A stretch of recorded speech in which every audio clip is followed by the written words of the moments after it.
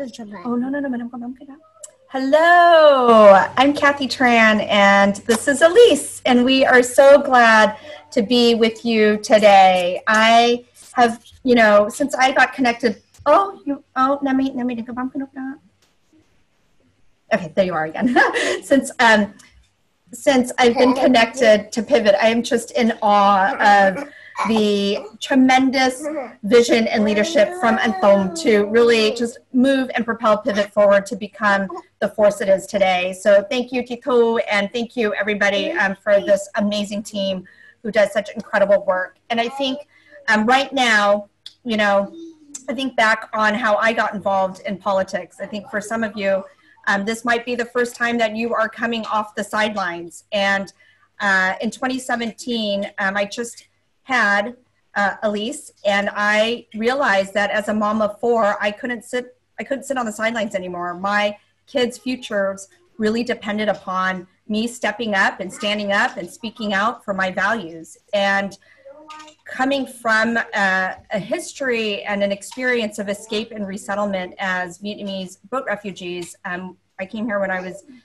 almost 2 years old. It was incredibly important to me to stand up for all immigrants and refugees. We know that Donald Trump started off his campaign by denigrating Mexican immigrants, and then immediately as he took office, set about to discriminate against people from countries that are Muslim and Islamic, and how hurtful that was to so many Americans, and the realization and the questioning, again, of whether or not we belong here, whether or not we have a home here, and if this is our country.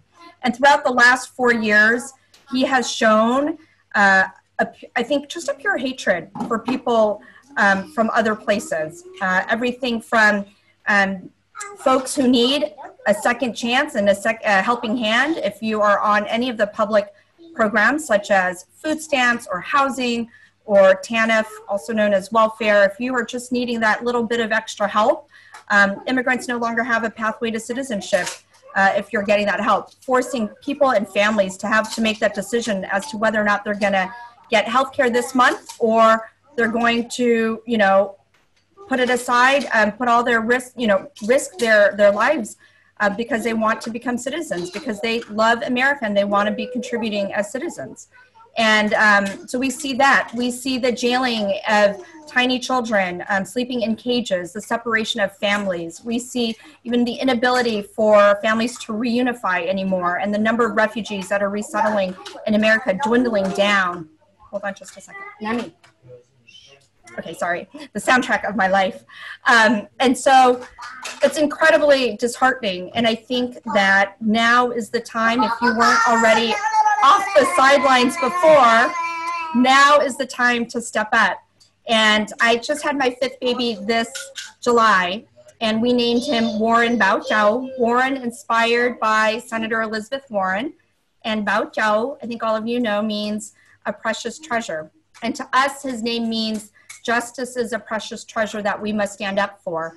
And right now is that moment where we all have to collectively stand up for justice, justice for immigrants, justice for women, justice for Black lives, justice for brown lives, justice for our health care.